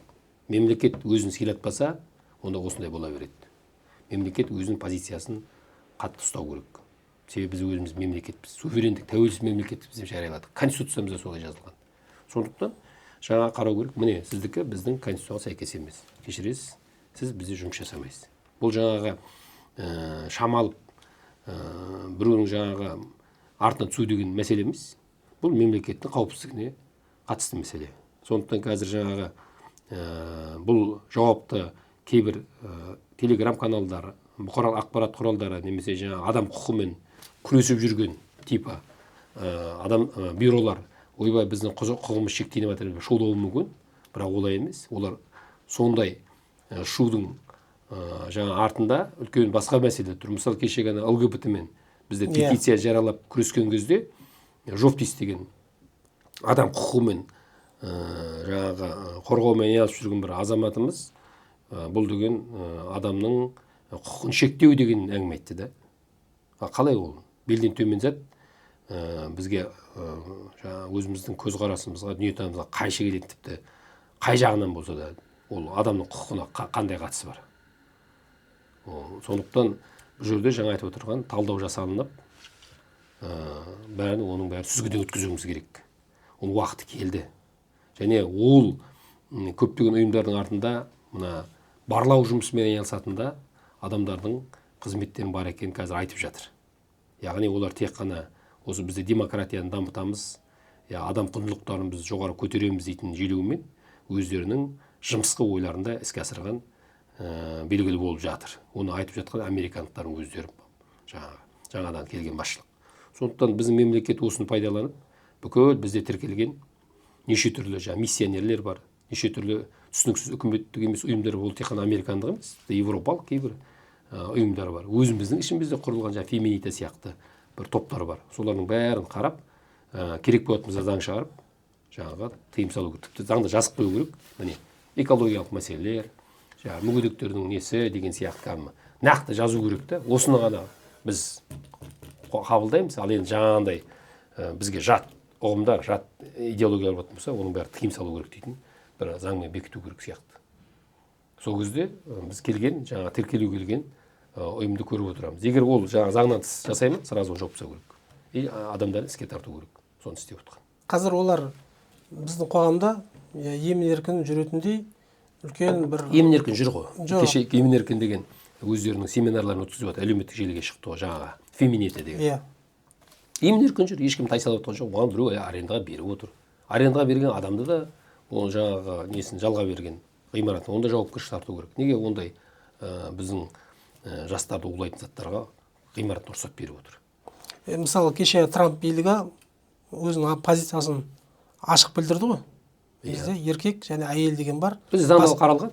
Басқа отбасы кодексінде Қазақстанда отбасы әйел мен еркектен тұратын бізде бап бар. Ресей оны конституциясына кіргізіп қойды. Біліп отырсыз ба? Бізге де мүмкін алдағы уақытта конституцияға реформа болатын болса, мүмкін сол мәселені конституцияға енгізу керек шығар. Бізде Қазақстанда отбасы еркек пен әйелде тұрады дейді. Яғни бүкіл заң соған сәйкес болады онда. Біз оны конституцияға кіргізетін болсақ, ата заңға, онда барлық соның астындағы төменгі заңдар бар ғой. Сол конституцияға қарама-қайшы келмейтіндей қылып норма қабылдану керек. Яғни біз түбімен ЛГБТ мәселені онда жоюымыз керек. Онда болмайды. Бір жыныс адамдар оны отбасын құруға болмайды. Ол заңсыз болып есептеледі. Көрші мемлекеттер, мысалы Өзбекстанда да бәрінде тыйым салуға тек қана насихатқа емес, жалпы ол қозғалыс тыйым салу. Қаржыландыруын ақш тоқтатып жатыр. Тоқтатып жатыр. Кеше мен депутаттық сауал жолдаған кезде ойладым, бәрі шабуылдайтын шығар деп. Бәрі үнсіз қалды. ақш билігіне өздері қарсы ештеңе айтып отқан жоқ па? Оларға қарсы ештеңе айтып отқан жоқ. Бірақ олар бізге де қарсы әңгіме айтпай қалды ғой. Яғни олардың артында дирижерлары айтты, біз сендерге ақша бермейміз деген мәселеден кейін түсінді ғой. Бұрын олар соларға сеніп құтырып отыр еді ғой. Енді саясат өзгеріп кетті. Байқаймыз, мысалы, қаймағы мұсылмаған қазақы өңірлер бар ғой. Қызылорда облысына барады, Түркістанға барады. Сонда жерлерде енді провокациялық бір әрекеттерге баратын сияқты да. Ол айтып отырмын, бұлар деген мақсаты жаңа өздерінің ұйымына тек қана қорғап, сондай жаңағы ауытқуы бар азаматтарды қорғаймыз деген желеумен ол әртүрлі триггерлер жасауға да пайдаланатын сияқты соларды. Қоғамдық жаңа резонанс туғызып, олар деген жаңа өздері біздің қоғамда жабайы көрсету үшін акциялар жасап, бір жаңа шайқап қоғамды, сондай мәселелерді олар жасап отырады. Біліп отырсыз ба? Бұның бәрінің ар жағында үлкен саясатта. Бұлар жаңағы сол ауытқуы бар адамдарды құқығын қорғайын деп жүрген жоқ. олардың басқа да мақсаттары бар да. Эми Трамп бийлигине дейин де сиздер айттыңыздар го. Айттық, Сиз иә. бар, Самат Мусабаев бар, Ренат Заитов бар, Қазбек Иса ағамыз бар. Қазбек Иса, Ардақ Назаров бар. Бәрі. Бәріңіз жабылып айттыңыздар. Бірақ кешегі ақштың мәлімдемесінен кейін тағы да бұл резонанс алды Қазақстанда. Сіздер тағы да бұл бағыттағы жұмысты күшейткен сияқтысыздар. Иә. Белгілі бір нақты бір нәтиже бола ма енді? Біз тоқтаған жоқпыз. Біз Трамптың билігі келгенге дейін де бұл мәселемен айналыстық. Кешегі петицияның кезінде де бұл жаз кезінде бұл мәселемен айналыстық. Әлде де айналысамыз, біз тоқтатпаймыз бұл мәселені. Себебі бұл біздің мемлекетіміздің кәдімгі түп тамырына балта шауып жатқан жағдай. Болашақ ұрпақтың болашағы, елдің болашағы, елдің қауіпсіздігі. Сондықтан оны тоқтатады деген болмайды. Ол жүйелі түрде жүреді. Және ол жұмыстармен қазір біздер айналысып жатырмыз. Заң нормаларын дайындап жатырмыз. ақш $4,5 миллион бөлген белгілі болды ғой. Ал Ресей фейктермен күреске қанша бөліп жатыр? Бұл туралы нақты ақпарат бар ма? Ол жағын білмеймін, бірақ менің білетінім USAID қозғалысын Ресей 12-ші жыл тоқтатып тастады. 2012 жылы олар тыйым салды осы ұйымның жұмысына өздерінде. Олар енді бәрін бақылап қарап отыр ғой. Сондықтан бірақ енді жаңа айтып отырған көршілеріміз де өздерінің саясаттарын жүргізіп отыр. Біз бұл бағытта да өте сақ болуымыз керек. Қытай тарапынан, Ресей тарапынан біздің ішкі саясатымызға араласатын жағдайларды қарап отыруымыз керек. Себебі біздің олармен қарағанда біздің де мәдениетіміз, әдет-ғұрпымыз, салт-дәстүріміз, жаңа айтып отырған рухани әлеміміз басқа ғой. Сондықтан осы мәселелерде өте сақ болуымыз керек. Тек қана батыс деп қарамай, жалпы көрші мемлекеттерінде бізге ішкі жаңа идеологиямызға араласу мәселесіне де өте жіті қарап отырмыз керек. Шетелден қаржыландыратын жаңа қоғамдық ұйымдар, қоғам белсенділері сіздер заң нормаларын қабылдап жатқан кездерде қатты белсенділік танытатын жайттары бар. Сондай болды ғой. Болды. Мысалы жаңағы бұралқы иттерге қатысты білесіздер. Жан-жануарларға жауапкершілікпен қарау дейтін заңның бастамасын көтергенбіз. Мусабаев Самат екеуміз, артынан бізге Нартай Аралбай қосылды, депутат.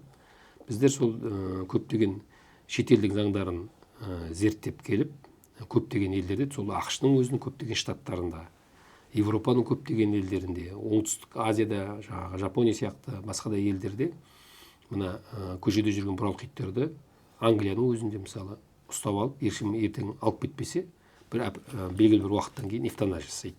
Израильде де бар ондай жаңағы норма. Соны біздер заңға енгізіп кіргізген уақытта мына зоо қорғаушылар өте қатты белсенді қарсылыққа шықты. Әлі күнге дейін қарсылық көрсетіп жатыр. Олардың артында жаңа айтып отырған батыс елдердің қарсы тұрған дейтін ақпарат бар. Яғни олар да қаржы алып осы мәселені ушықтырып отыр. Енді бір қызығы, ақбөкендер қырылып жатса, түйелендер қырылып жатса, олар шу көтермейді, үндемейді. Ал енді итке келген уақытта олар құтырып кетеді. Біліп отырсыз ба? Және өте агрессивный жаңағы сондай өздерінің позицияларын көрсетті. Тіпті ондай өзінің арамызда депутаттар да бар. Мен айтамын, сонда баланың өмірінен иттің өмірі қымбат па деймін да. Жоқ, ол итті қожайын шығарып жіберген дейді. Ол барлық жаңағы 38 мың бір жылда адамдарды жарақаттаған иттің бәрі қожайыны бар ит емес. Оның 56-60% бұралқы иттер, қожайыны жоқ тіпті. Сонда қарап отырсаңыз, біздің кейбір депутаттар сол эвтаназияға қарсы да. Баланың мүгедек болғанын, ананың мүгедек болып қалғанын, немесе екі қабат әйелдің иттен қорқып түсік тастауы мысалы болып жатса, оған кім кінәлі болады? Ол жағын ойламайды. Біз итті қорғаймыз. Бірінші біз адамды қорғап аламыз керек қой. Біздегі конституцияда ең құнды нәрсе адам денсаулығы мен өмірі ғой. Міне осыған келген уақытта жаңағындай сіз айтып отқандай шулап шыға келеді да. Басқа мәселелерді айтып жатсам, біреу шуламайды. Қаншама баланы зорлап жатыр, қаншама баланы қорлап жатыр, қаншама әлеуметтік экономикалық проблемалар бар. Біреуіне қозғап сондай бір белсенді түрде араласпайды да, бір бұралқы иттің мәселесіне келген уақытта олар бәрі шулап шыға келеді. Тіпті менің жаңа жеке басыма да сондай үлкен жалалар жауып, немесе үлкен бір жаман ғайбат мәселелер айтылады. Жақсы, мен үндемей отырмын. Құдайдан табар деп та. Соны ашық кетеді. бұлар депутаттар, бұлар живодерлар, бұлар ертең тамұқта өртенеді, бұлар қалай үйінде ұйықтап жүр, мына еділдік терек боялы жаңбыр ішіндегі адам. Бұл деген адам емес, бұл айуан дейтін кәдімгі сондай кәдімгі бәрін жаттап алыпсыз ғой. енді күнде мені тегеріп етіп шығарып отырады. Мен әдейі қарап отырамын. Бірақ мен көріп отырмын, басқа да ақпарат келіп жатыр ғой. Бет аузын ештеңе қалмаған бала.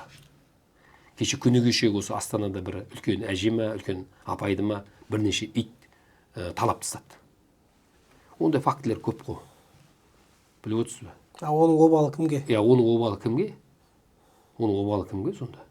Оны неге жаңа олар айтпайды? Неге оған деген мәселен. Бір жақты кетеді да, сен әділ болсаң, сен екі жақты да қара. Мына жақты да қара, мына жақты да қара. Біз айтып отырмыз ғой, біз эвтаназияны бірден жасамаймыз. Біз 15 күн уақыт береміз деп отырмыз. Біздің заң жобасына 15 күн. 15 күнге дейін әркім келіп, жаңа итті қарап, өзіне ұнаса, оны вакцинация жасап, керек болса стерилизация жасап, кастрация жасап, сосын оған чип қойып, өзінің атына аударып ала алады ол итті. Біліп отырсыз ба? Біз оған мүмкіндік беріп отырмыз. Біз тек алып келген бойда оны өлтіріп жатқан жоқ, өлтіргін деп жатқан жоқпыз. Енді депутаттар айтып отыр, 15 күн деген көп, бюджеттің қаржысы көп кетеді, оны 5 күнге қалайық деп отыр. Англияда 7 күн, Ұлыбританияда.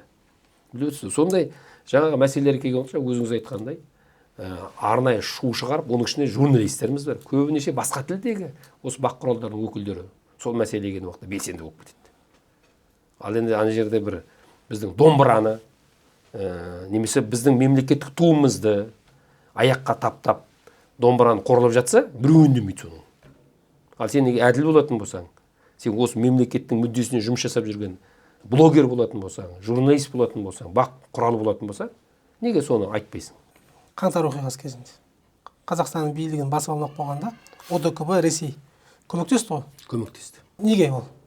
Өйткені Ресей біздің төңкеріс жасамақ болғандар бар ғой сол кезде қаңтарда. Солардың кім екенін біледі. Пиғылы қандай екенін біледі. Өйткені олардың спецслужбасы әбден зерттеп тастаған. Біздің жаңағы биліктен дәмелі ішкі сыртқы күштердің барлығын. Біздің қоғамды да жіліктеп талдап тастаған. Неге? Өйткені мына Қазақстанды уысынан шығармау керек. Соның жоспары оларды әлдеқашан жасалып тастаған. Өкініштісі, сол жоспар көрініс беріп жатқан сияқты да. ақш-тікі де сондай, жаңа біз айтып отырмыз. Қанша Қазақстанға қатысты жоспарлар бар. Ол да іске асып жатыр. Осы жерде бір қынжылтатыны өзіміздің жоспар жоқ. Солардың уын дарытпайтын, уын қайтаратын жоспар жоқ. Әлде бар ма? Бізде сыртқы жоспар бар да, ішкі жоспар жоқ. Сыртқы жаудан, сыртқы күштерден, сыртқы ықпалдардан қорғанып мықты болу үшін ішің мықты болу керек та. Іш мықты болмай, сырт мықты болмайды. Сенімен ешкім санаспайды сыртта. Сен әлсіз болсаң, сенің қорғанысың жоқ болса, сен проходной двор болсаң. Сондықтан бұл мәселе қазір мендегі ақпарат бойынша жасақталып жатыр. Шығатын шығар, болашақта, алдағы уақытта көп ұзамай. Өзіңіз білесіз, осы президент жанынан ұлттық құрылтай құрылды ғой. Иә. 3 құрылтай өтті. 4-ші осы наурыз айында болады. Бұл жерде сол көбінесе осы жалпы ұлттық, жалпы елдік мәселелер айтылады. Сол жерде көп деген мәселенің бәрін енді мен қатысып жүрмін, жаңа кіші құрылтай дейді. Сол құрылтайдың алдында жиналамыз. Мен жаңа рухани мәдениет өнер деген секциясындамын. Сол жерде көп айтатын мәселе осы. Ішкі құндылықтар, ішкі саясат, ішкі мәдениетіміз, ішкі рухани мықтылығымыз, соны күшейтпесек болмайды. Оны Светқали аға да, ол жерге қатысқан бүкіл сол құрылтай мүшелері де айтып жатыр. Мен де бірнеше рет осы жөнінде әңгіме көтердім. Сондықтан ол қазір жасақталып жатыр. Бұйырса шығатын шығар.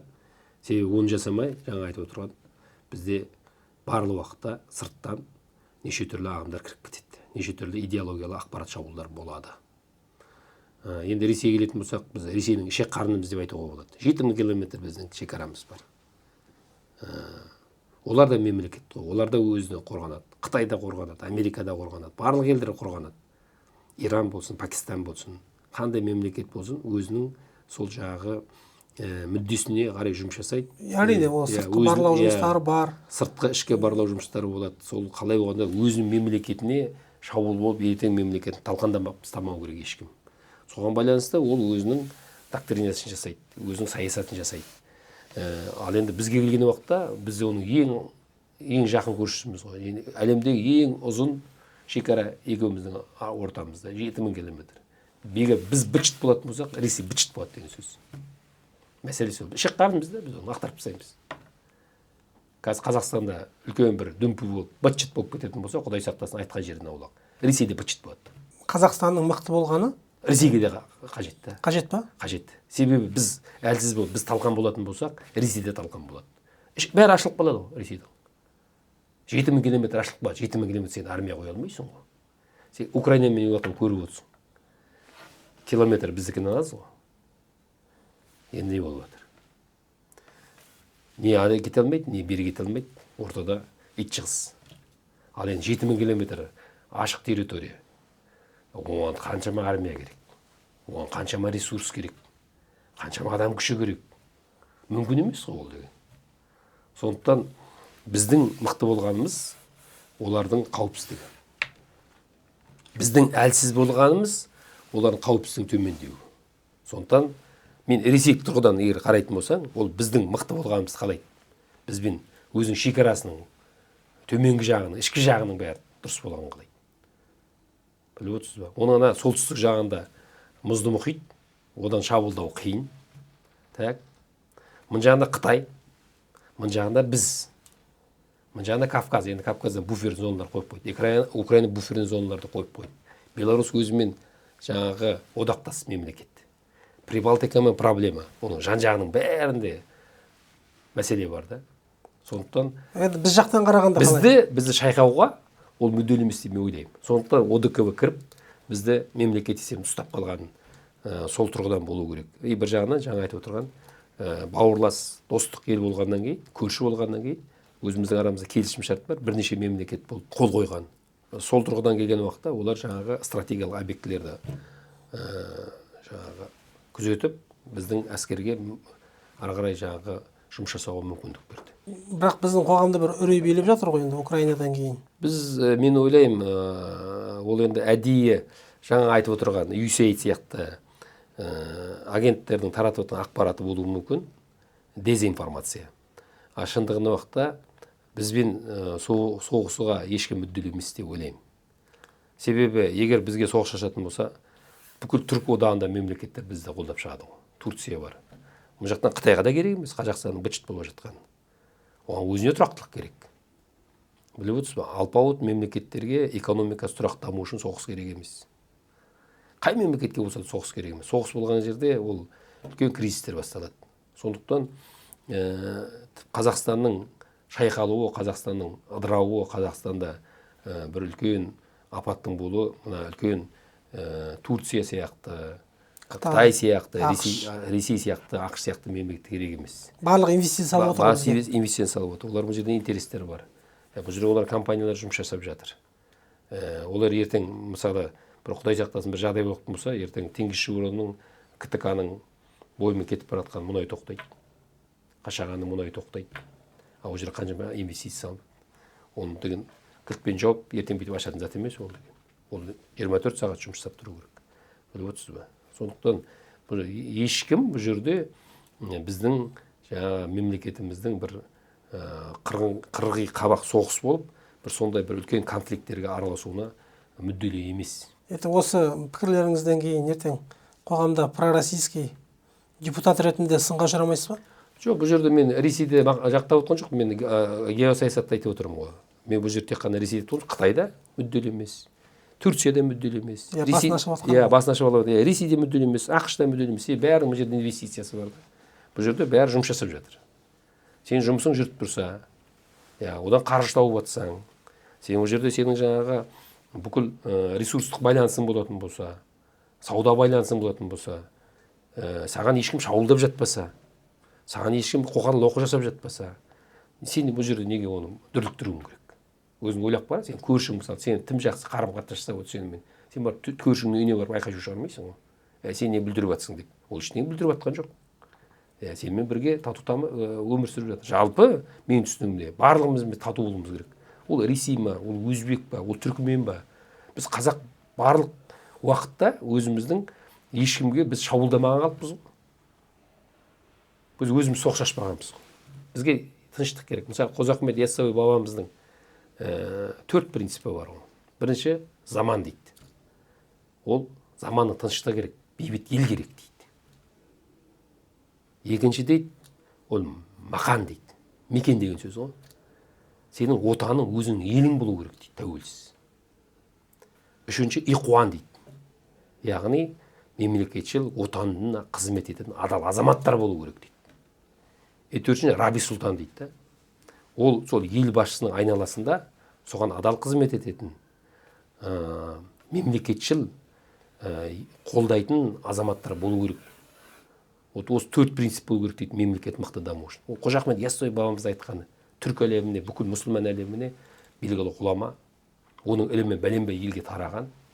Соның арқасында қазақ болған, қазақ мемлекет болған, ел болған, қазаққа дейін сол ілімді ұстаған мемлекеттер мықты мемлекет болған. Сол 4 принципті айтып отыр. Біз қазір қазақ қоғамына керек зат сол. Елдің тыныштығы, біздің отанымыздың тәуелсіздігі. Үшінші, арлы адал азаматтардың болуы, мемлекетшіл. Төртінші, елді басқарып жатқан азаматтың айналасына кілең сондай азаматтар топтасып, оған қолдау көмек көрсету. Міне сонда біз ел боламыз. Осы принциптерді қоюымыз керек. Ал енді сол жөнінде не істеп жатсыңдар, парламент дейтін сұрақ болатын болса, айтарым. Кеше Түркістанның особый статусы жөнінде заң қабылданды парламентте. Ол президенттің тапсырмасынан кейін істелді. Ол кісі түркі әлемдерінің мына одақтас мемлекеттерінің жаңағы бейресми жиналысында айтты. Түркістан қаласы бұл біздің рухани орталығымыз болады, бұл біздің символымыз деп. Құрылтайда Түркістан тапсырма берді. Біз арнайы үлкен симпозиум жасауымыз керек. Бабамызды біз әлемдік деңгейде дәріптеуіміз керек. Ол Әл-Фараби сияқты, Шекспир сияқты бүкіл әлемге танымал тұлға болу керек. Оның идеясы, оның философиясы, оның ілімі, мұрасы барлық жерде дәріптеу керек. Сол жетіспей жатыр қазір әлемге, біліп отырсыз ба? Қазаққа бірінші кезекте қалған әлемге сол. Мына жүректің тыныштығы. Жаңа кісінің айтып отқан 4 принципі. Енді сол Түркістан статусына қатысты заңға мен өзгеріс бердім. Қожа Ахмет Яссауидің рухани және мәдени мұраларын зерделеу, дәріптеу керек дейді. Ол сол норма өтті. Біліп отырсыз ба? Бізге жаңа не істеу керек дейтін мәселе, міне, фундаменті сол. Сүйегі сол. Каркасы сол. Архитектурасы сол. Жаңа 4 принципті алып біз іске асыратын болсақ, соның айналасында біз ішкі идеология жасайтын болсақ, міне сонда біз бәрімен де бауыр боламыз, бәрімен тыныш өмір сүреміз, қарым-қатынас жасаймыз. Біз егер сондай болатын болсақ, олар бізді де мойындайды. Біз егер де дұрыс болмасақ, олар бізді мойындамайды. Көршілерімізді айтып отырмын. Сондықтан жаңағы заңға соны енгіздік. Ол мәдениет министрінің құзыретіне берілді. Солмен айналысу керек. Так. Енді сол мәселеге байланысты үлкен мемлекеттік жоба жасалу керек. Және ол жүйертіде іске асу керек. Ол сонда біздің ішкі саясатымыз дұрыс болады. Жаңа 4 принцип ұстауымыз керек. Заман, мекен, иқуан, Раби Сұлтан. Ол 4 принцип баба жазып кеткен, және ол іске асырып кеткен практика жүзінде. Қазақтың жерінде де бір түрме болған жоқ. Полиция болған жоқ. Ұлттық қауіпсіздік комитеті болған жоқ. Біліп, тұрақты әскер болған жоқ қой. Сырттан жау келсе барлық шығады, қару алып, баласынан кәрісіне дейін. Жәжі қарындастарымыз, аналарымыз шыққан қару алып. Ал бейбіт кезінде бәрібірде елге қызмет жұмыс жасаған. Жесір болмаған, жетім болмаған, асырап алады. Сондай жаңа қоғамда жат, жаңа ЛГБТ сияқты, жезөкшелік сияқты заттар болмаған. Бәрі жаңа принциппен жұмыс жасаған. Жаңа ілімнің арқасында бұл. Сол фундаменті сол. Соны алып келу керек. Сонда ешқандай проблема болмайды. Бұл мемлекет. Ол же бәрі де сыйлайтын болады. Бәрі де бізбен құрметтейтін болады. Бізбен бәрі жұмыс жасайтын болады. Сондықтан жаңағыдай фобиялар қажет емес. Біз бөлек басқа планетада өмір сүріп жатқан жоқпыз ғой. Біз қасымызда Құдай берген көршіміз. Ол бізге жаратушының әкеліп берген. Біз көшіп кете алмаймыз. Біз қанша жерден Қытайды жек көрейік, Ресейді жек көрейік, басқа да жаңағы көршілерімізді жек көрейік, біз көшіп кете алмаймыз. Басқа планетаға или басқа бір континентке. Біз осы жерде қаламыз ғой. Не істеуіміз керек? Біз тату-тәтті өмір сүруіміз керек. Басқа жол жоқ бізде. Айтады ғой, жаңағы әдемі соғыстан наша бейбітшілік артық деп. Көріп отырық айналада не болып жатқан, Сирияда не болып жатқан, Ауғанстанда не болып жатқан, Украинада не болып жатқан, Косовода не болғанын бәрін көрдік қой. Енді сол заттарды көріп отырып, біз жаңағыдай конфликтке бармауымыз керек. Біз шама келгенше жаңағы дипломатия мәселені шешуіміз керек та. Я кей жерде біз уступкіге баруымыз керек шығар. Кейбір жерде біз өзіміздің де саясатымызды жүргізуіміз керек. Мысалы, мынандай бір қызық жағдайды айтайын. Финляндия деген мемлекет болды ол. Иә. Финляндия ең бірінші Швецияның астында болды, езгіде. Содан Александр шведтермен соғысып жеңді. Жеңгеннен кейін ол Финляндияға айтты: сендер шведтердің астында боласыңдар ма, біздің астымызда боласыңдар ма деп. Біздің астымызда болсаңдар, біз сіздерге тәуелсіздік береміз. Не істейсіңдер оны жасаңдар, бірақ біздің астымызда болсаңыздар деп сөйтеді ол. Финдер ойланып өмір бойы шведтің қорлығын көрген. Ресейдің астында боламыз деп олар шешім шығарады. Александрға ол не үшін керек еді? Ол Санкт-Петербургтан границаны әрірек қою керек еді. Анау Финляндия оған буферная зона болды. Содан финндер Ростың астына кірді. Содан бұлар қазір мықты мемлекет болды. Қалай жетті дейсің ғой? Енді Ресейдің астына кіргеннен кейін жан-жаққа қарап, өзінің жаңағы жағдайын дұрыстап ала бастағаннан кейін, өзінің байлығы жоқ, батпақтың ортасында тұрған мемлекет қой. Бірақ жаңа білім, ғылым, өнер, денсаулық мәселесіне өте көп жаңа көңіл бөліп, олар өздерінің деңгейін көтерді. Сол енді орыстарға қарсы әртүрлі нелер шыға бастады ғой, қарсылықтар. Сен құрамында ғой, шыққысы келеді, суверенді мемлекет болғысы келеді, тәуелсіз мемлекет болғысы келеді, бірақ оның құрамында болды. Сонда фин мемлекетінде бір комитет болған екен дейді, идеологиялық. Бүкіл бұқаралық ақпарат қарап отырады. Ресейге қарсы бір негативті материал шығарма, саған жауып тастайды екен. Жоқ қылып жібереді екен. Шығартпайды екен. Неге деген сұрақ туады ғой. Сонда айтатын көрінеді. Біз әлі әлсізбіз. Біз бұл үлкен аюға қарсы соғыса алмаймыз. Біз қазір мынаның бәрін өршітетін болсақ, ертең бәрін бітшін шығарады бізді. Сондықтан біз күшейіп алғанша бұл жаңағы қарсылық көрсетпеуіміз керек. Біз күшеуіміз керек ішімізден. Айналымдарға не болды? 39 жылы фин соғысы болды, финдер жеңді. Фин мемлекет өз алдына бөлек болып кетті. Бірақ андай саясат ұстап отырды. Біліп отырсыз ба? Сондықтан біздер қазір ол өзі ашулы аюды шұқылай бермеу керек та. Ол мен бір жаңағы оны қолдағаннан, немесе бір жақсы көргеннен айтып отырмыз. Бұл кәдімгі өзіміздің прагматикалық ашық дейміз. Иә, біз өзіміздің мүддемізді қорғауымыз керек, өзіміздің саясатымызды жүргізуіміз керек, бірақ біреудің титығына тие бермеу керек та. Шұқылап. Біз өзіміздің ішімізде проблема жетеді ғой. Жөндеп алайық, күшейіп алайық. Бәріміз соған қызмет етейік, әр азамат. Мемлекет күшейсін. Тәуелсіз болайық. Қазір сіз бірдеме айтыңыз, ол соғысты ашпайды. Жаңа айтып отырсыз, соғыс ашамайды деп сұрақ қойдыңыз. Соғыс ашпайды. Екі зат ешкен жоқ бізде. Көршіміз солтүстікте. Біреу газдікі, біреу мұнайдікі. Сонда қазақта айтады, сауылмайтын боласың деп. Сауылмайтын боласың. Сен бюджеттің көбі сенің 60% мұнайдан кетіп тұр. КТК-ның статистикасымен жапса, болды. Теңгезді Қашағанды мұнайға де жібересің. Қарашығанақтың газын жауып тастаса, 3 үлкен проект бізде. Қазақстанда қазір доход әкеліп отқан. 2 гранит жабылып бітті. Соғыс ашып қажет жоқ. Бас қатырып қажет жоқ. Соны көп адам түсінбейді. Оны айтуға тура келеді. Бірінші рет айтып отырмын мен. Ой, бізге соғыс ашады, біздің солтүстік облыстарын басып алады дейді. Басып алмайды. 2 гранит жабады. Бюджетінде ақша жоқ. Халқын көтеріледі. Зарплат жоқ, салық жоқ. Бүкіл сервистік компания тоқтайды. Бүкіл тамақ өндіретін бәрі тоқтайды. Не істейсің сен? Айналдырған 2 миллион тонна жаңа Ақтау порты арқылы жатқан ол погода жасамайды. Қытайға жіберіп жатқан 1 миллион тонна погода жасамайды. Сен 90 миллион тонна сатылмағаннан кейін. Кішкене адам ойлану керек қой. Ақылға салып. Біздің бүкіл ол енді біз тәуелсіз мемлекеттің жаңағы мемлекетінде болған шығар қателер. Бірақ бұрыннан да бізбен сол инфрақұрылым байланып қалған кеңес өте. Ол мәселелерді ескеруіміз керек. Сондықтан бұл жерде мәселе жаңа айтып отырған кейде экономикалық санкциялармен де үлкен жаңағы мемлекеттерді, кейбір мемлекет тізе бүктіріп тастауға болады. Біз ондай әлеуеті мықты инфрақұрылым жан-жаққа таралған, тәуелсіз жаңағы бізде маршруттар бар. Мемлекет әлі айнала қалған жоқпыз. Біз соған жұмыстанып жатырмыз. Президенттің қайта-қайта айтып отқан сол. Біз Транскаспий маршрутын күшейтейік. Бізде альтернатива болсын. Қытайға маршрутты көбейтейік. Оңтүстікке маршрутты көбейтейік. Дәліздеріміз көбейтейік. Логистиканы жақсартайық. Біз жан-жақта әртарапты болайық дейтін мәселені ол бекер айтып отқан жоқ. Мына жақтан жабылып қалсақ, мына жақтан кете береді. Мына жақ жабылса, мына жаққа кете беруіміз керек. Біліп отырсыз ба? Бізде сондай болу керек та. Жағдай. Ондай әлеуетіміз бар.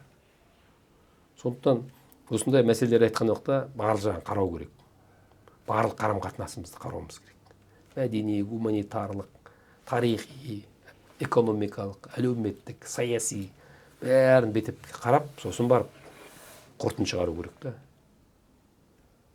Өйтіп қорытынды жасамайтын болса, әрине біз жаңағыдай катастрофаға ұшырауымыз мүмкін. Мемлекеттік осы құрылымдар жоғарыдағылар осыны халыққа жете түсіндіріп жатқан жоқ.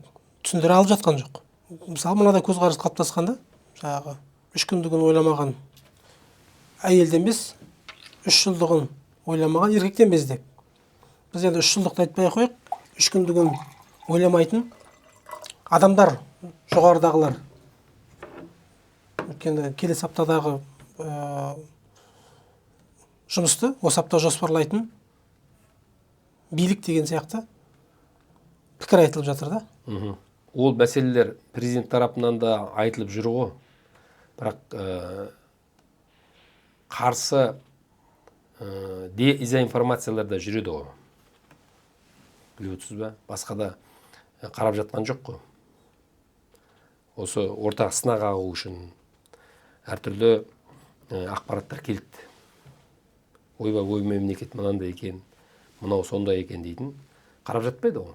Олар да жұмыс жасап жатыр. Оппоненттер, біздің көршілеріміздің оппоненттері де қарап жатқан жоқ. Олар да сол қоғамның жаңағы санасына әртүрлі дезинформациялар жібереді, дезақпараттарды. Олармен қарым-қатынастары жақсы болмасын, араларында тірене болсын дейді. Ол саясат жүреді, ол қалай болғанда да. Біз оны қабылдайық, қабылдамайық, ол жүріп жатыр. Ақпараттық шабуылдар. Сондықтан ол бір. Екінші мәселе былай ғой, әркімнің ойлау масштабы әртүрлі ғой. Былай енді салыстыратын болсақ, ренжімес біздің көрермендер. Бірінің санасы отбасының айналасындағы мәселе. Сол деңгейде. Сол үйдің күйбің тірлік мәселесін деңгейінде. Басқа да шаруасы жоқ. Бір адамдардікі жаңаға ағайын тумаластың айналасындағы мәселе. Мана өзің айтып кеттің. Ұрылық, топтық мәселемен. Біреулердің санасының жеткен жері ол ауыл аймақтың мәселесі. Біреулердің горизонты, көкжиегі ол аудан, қала деңгейінде. Біреудікі облыс деңгейінде. Біреудікі мемлекеттік деңгейде. Біреудікі тек қана мемлекет емес, көрші мемлекеттер жалпы әлемдік деңгейде масштабта ойлайды. Сондықтан жаңағындай мәселелерді әркім өзінің санасына көкжиегіне байланысты ақпараттық шабуыл жасаған кезде жаңағыны критический мышление дейді, ол критикалық оны ойлап жан-жақты сарай алмайды. Оған санасы, деңгейі, білімі жетпеуі мүмкін да. Тіпті ол басқа жақтан ақпарат жоқ шығар. Енді мен оны неге біліп отырмын? Менде ақпарат көп. Мен істеген қызметіме байланысты менде жаңағы газ саласында, мұнай саласында, уран саласында, энергетика саласында, экология саласында енді көптеген ақпараттар бар ғой менде. Сондықтан мен бәрін саралай аламын да, анализ жасай аламын. Менде ақпарат бар. Қарым-қатынас байланыстың қалай болып жатқан жөнінде. Сондықтан мен қараған уақытта тек бір көзді қарамаймын. Ақпарат көп болғаннан кейін жан жақты солған байланысты мен өзімнің жаңағы пайымымды жасаймын. Сондықтан жаңа айтып отырған халықтың білмей қалатын себебі сол, толық ақпарат жоқ. Или болса да оны критикалық талдау жасай алмайды. Немесе дезинформациялар келеді де теріс. Сосын біздің көбінесе азаматтарымыз мына билікке қарсы айтылған әңгіме, немесе бір теріс әңгімелерді жақсы қабылдағысы келеді да. Сосын сол ақпаратқа еріп кетеді, и соның негізінде өзінің пікірін қалыптастырады. Бұл үлкен әлеуметтік мәселе. Біліп отырсыз ба? Сондықтан дұрыс айтып отырсың, мемлекет тарапынан да кетіп жатқан қателер бар. Жоқ, ол түсінікті. Ол түсінікті. Бірақ бізде Қазақстанды тонады ғой. Тонап жатқандар бар ғой. Ол мәселеге келетін болсақ, иә. Бұл жерде жаңа айтып отырған жеке баю мәселесінде ақпараттың бәрін біледі. Жеке баю мәселесінде шешім қабылдаған кезде жаңағы сондай шешімдерге барған тұлғалар болды. Әлде де бар олар. Олар бәрін көріп отыр, бірақ мемлекеттің жаңа несін ысырып қойып, өзінің құлқынын жаңа айтқандай ондайлар болады. Бірақ үлкен саяси шешім қабылдайтын жерде емес, ол төменгі орта деңгейде болуы мүмкін. Бірақ өткенде сіз мәжілістің кулуарында айтып қалдыңыз. Президенттің айналасындағы адамдар таза болмай, адал болмай, ешқандай реформа нәтижелі болмайды дедіңіз. Ол жерде мен былай деп айттым. Президенттің айналасындағы адамдарды да ауыстыру керек дедім. Кадрлық ауыс-түйістер жасау керек мәселесіне айтқан кезде үкіметте де президенттің айналасында жаңа ойлайтын, жаңа жобаларды іске асыра алатын адамдар керек. Яғни жаңа да кадрларды ауыстыру керек деп айтылды. Президенттің айналасы деген кімдер ол? Ақорданың ішінде жұмыс жасап жатқан азаматтардың ішінде де ауыс-түйістер керек. Олар мысалы үкіметке апарып, немесе өңірлерге апарып деген сияқты. Сосын басқа да жаңа күштер әкеліп, жаңа азаматтарды әкеліп, ротация болу керек. Бірақ сізде бір айқайшы деңгейінде қалып қойған сияқтысыз да? Мысалы әлеуметтік желіде шер тарқатасыз, немесе мәжілістің мінберінде әйтеуір айтасыз. Олай деп ойламаймын, себебі біздер халықтың көретін сол ғой. Әлеуметтік желіге жазылғанмен, бұқаралық ақпарат құралдарымен әлеуметтік желіге шыққан біздің деп сауалдарымызбен қойған сұрақтарымыз сөйлемді. Бірақ оның астында ол 5 минуттық, 3 минуттық сөйлеуден басқа 18 сағат істеліп жатқан жұмыстар бар ғой. Заңға өзгеріп жатқан нормалар, жасалған заңдар, қатпен жазып, арнайы жобалар жасап атқарып жатқан істер, кәсіпкерлердің жанайқайын шешіп жатқан мәселелер, жеке азаматтардың келіп көтерген мәселелерін прокуратураға жазып, оны шешіп жатыр. Оның бәрін әлеуметтік желіге шығара бермейміз, уақытта жоқ оның бәрін жазып отырған. Мысалы сізде бір ғана мен кейсті айтайын. Ең бірінші мен депутат болып келгенде парламентке көтерген депутаттық сауалым 21-ші жылы 10-ші ақпанда болды. Осыдан аттай 4 жыл бұрын. Сол кезде мен импортты алмастыру жөнінде мәселе көтергенмін. Міне 4 жыл өтті, қандай нәтиже болды. Ол жалғыз мен емес, көтерген оны Ақжол партиясының азаматтар, Перуаш, Барлыбаев, басқа да азаматтар көтеріп жүрді. Енді осы жұмысты біздер осыда жыл жарым бұрын жүйелі түрде бастадық. Себебі үкіметке айттық, хат жаздық, тіпті жүйелі жұмыс болған жоқ. Содан кейін өзіміз қолға алдық.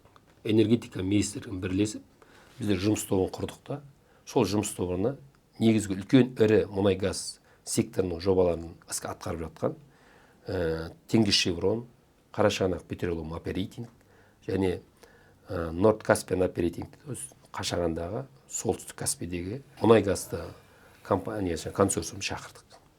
Сол мүше қылып кіргіздік басшыларын. 4 жиналыс өтті. 23-ші жылы, 24-ші жылы инсуисімен 2 жиналыс өткіздік. Энергетика министрінің ішінде біздің 6 мәжіліс депутаттарын ішіне кіргіздік. Сол жұмыс тобымен тең төрағасы болдым. Оның төрағасы Хасан мырза болды. Қазіргі Хасенов мырза, қазір Қазмұнайгаздың басшысы. Ол кезде ол вице-министр.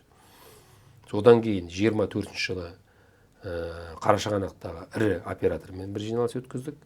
Сол 4 жиналыстың нәтижесінде мамыр айының 15-інде Сатқалиев екеуміздің көзімізше жаңағы 3 оператор 23 отандық тауар өндірушілерге қол қойды. Контракттың суммасы $240 миллион. 4 жиналыстың нәтижесі. Үкімет пен парламент мәжілісі бірігіп соны атқарды.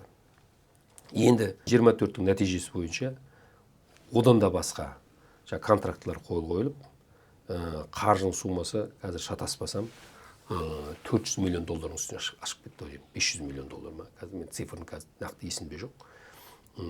Себебі күз айында қол қойылған контрактылар бар. Кеше өткен желтоқсан айында қойылған контрактылар бар.